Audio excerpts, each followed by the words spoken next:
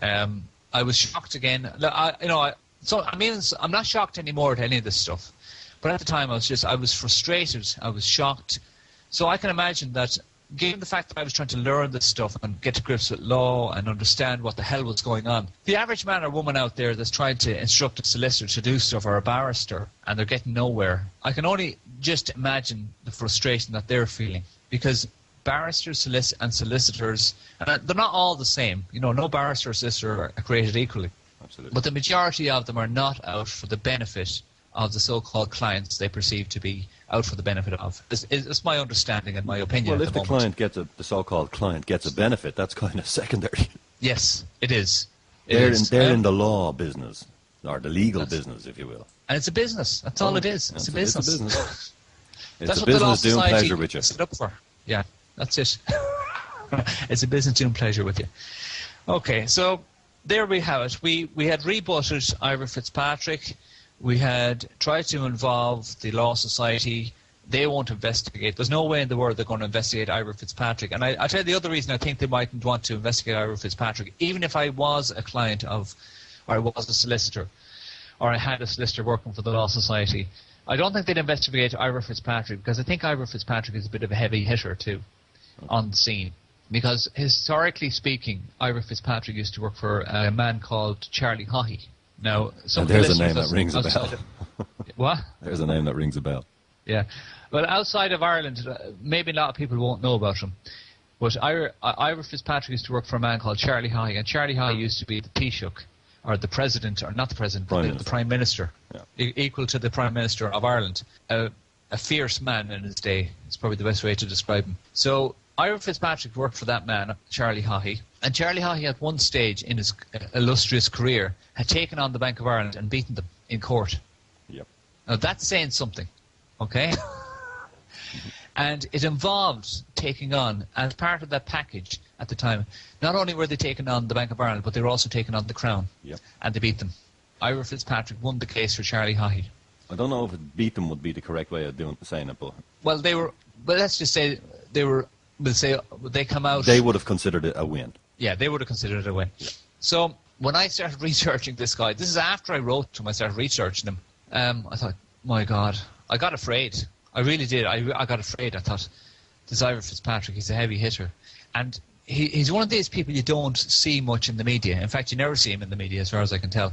And I researched him. He's on the board of Aer Lingus, Ira Fitzpatrick. Now, this plot thickens. So, on the board of Aer Lingus, because I wondered why Ira Fitzpatrick then was so well in with the Bank of Ireland. Because the Bank of Ireland won't just employ any old solicitor. They probably have a pot of maybe 2 or 3 solicitors in this country that they will use. So, on further research, I discovered that Ira Fitzpatrick was on, and I think he's still on the board of Aer Lingus, along with another man called Lawrence Crowley. And Lawrence Crowley has been knighted. No, sorry, not knighted. He's got an honorary CBE by Queen Elizabeth. Not that that matters too much, but this is Lawrence Crowley. So Lawrence Crowley used to be, not the CEO, he used to be the chairman of the Bank of Ireland. Now, I'm not sure if Ira Fitzpatrick and Lawrence Crowley talk together on the board of Aer Lingus, but I'd say they do. It'd be a pretty good estimate that they do talk to one another.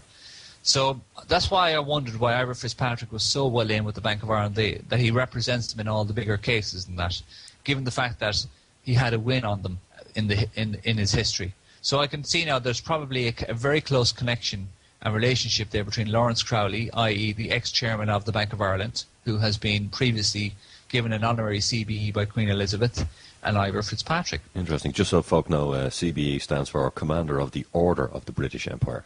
Commander of the Order of the British Empire. Yeah. That's what CBE is. Yeah. Commander of the what? Commander of the Order of the British Empire. Whereas you probably heard of MBE, which is Member of the Order of the British Empire, and then there's OBE, which is Officer of the Order, and then there's KBE, which is Knight Commander of the Order of, and then there's GBE, which is Knight Grand Cross of the Order of the British Empire. Right, so he's essentially, that would tell me then he's got some connection to the British Empire.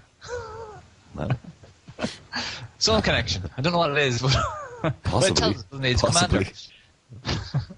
So he's been knighted. That's fine. Look, there's lots of people who've been knighted.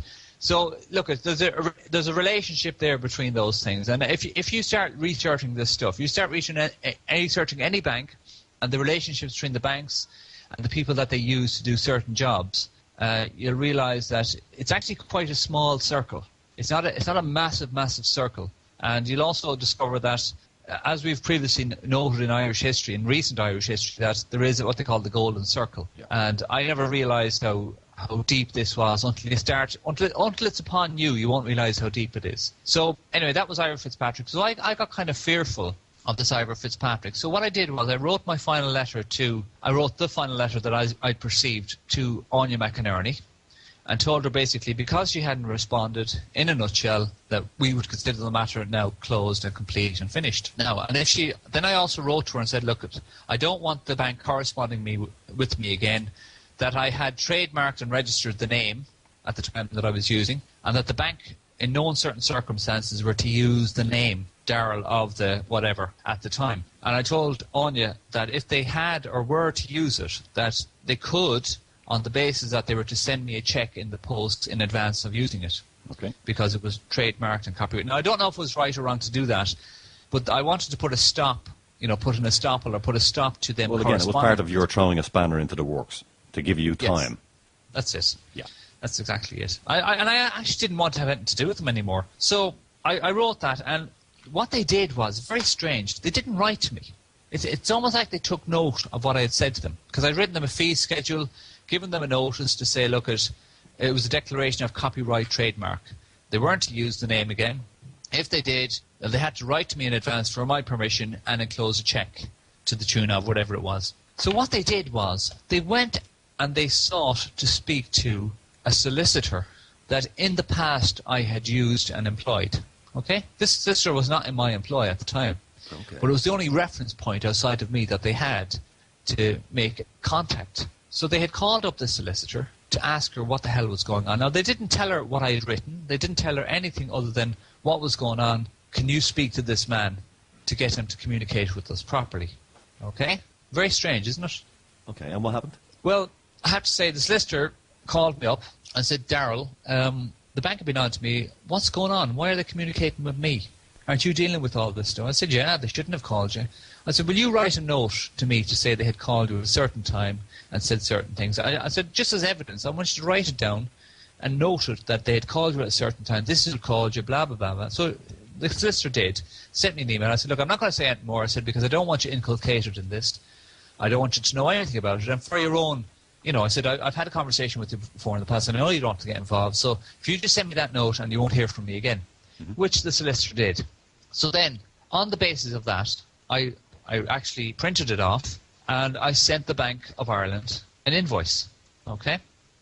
Based upon the fact that they had communicated using the name to somebody else, to another party, and they had no permission to do so.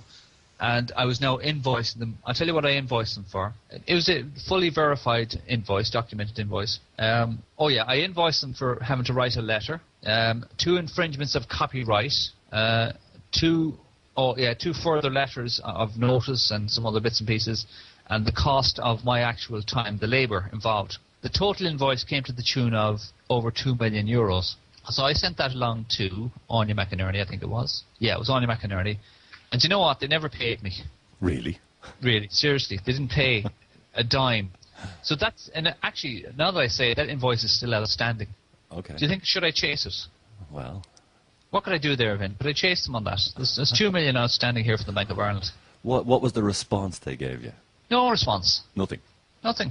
So as far as you know, they've accepted it. Did they hold on to it, or did they send it back to you? They didn't send it back. Certainly didn't send it back. Well, then it must be a good contract as far as they're concerned, huh? Well, I printed a copy of it in the book. People can see it. I mean, if they send you something and you hang on to it, they're very happy to say in courtroom as well. He held on to the thing.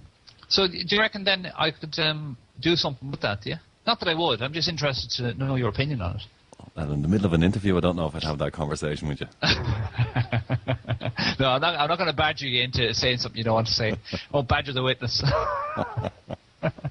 Okay, so that brought everything up to a certain date. What date was that now? Yeah, around about. Yeah, okay. I'm trying to think now. What date did I send that out? Yeah, that was brought up to August of last year. Right.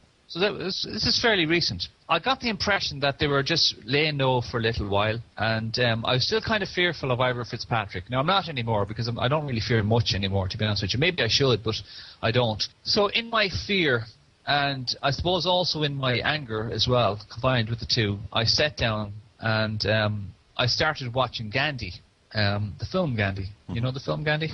And then I went away for a few days. A friend of mine has a place in another part of the country, and he gave me the keys. And in 4 days flat, I chronologically documented what had happened in the previous 9 or 10 months. And I put this book together. And I did it because I thought to myself, well, if they ever do get me to court. Now, my knowledge was increasing all the time, so I knew, well, I know I can avoid going to court. If I don't want to go to court, I don't have to go to court, especially if it's a civil court. But at the same time, I still had this little thing in my head that they might get me to court. And what I was thinking was, well, if they got me to court and I had published a book and I'd made it public, first of all, it would help me, possibly, because people would know what the bank were up to. In the context of, well, I've asked them for certain things and they've refused to give me. Now they're trying to trick me or cajole me or harass me or bully me into doing something I don't want to do. So I wrote the book because I was fearful of Ivor Fitzpatrick and what he might try and do, so on and so forth. And I actually do think he's of that mindset. I don't fully know, but that's my thinking at the moment. So I wrote the book out of fear, and I put it out there and thought, well, it mightn't help me, but it might help some other people. And it might just give me a protection. When you say fear, Darrel, were you talking like, what class of fear are we talking here?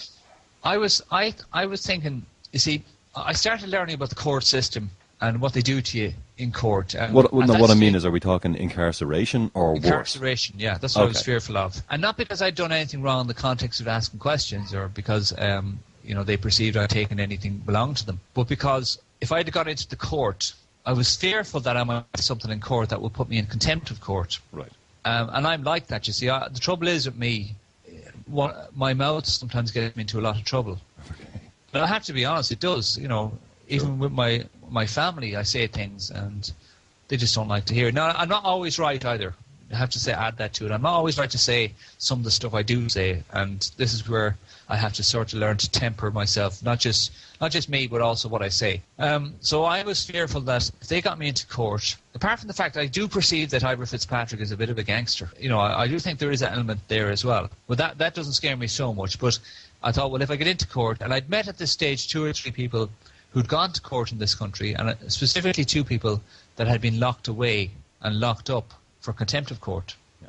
And everybody I'd spoken to in the 9 months or 10 months preceding the book had told me anyone that's ever been to court has never had justice. So, am I right in saying that? Maybe I'm wrong in saying that.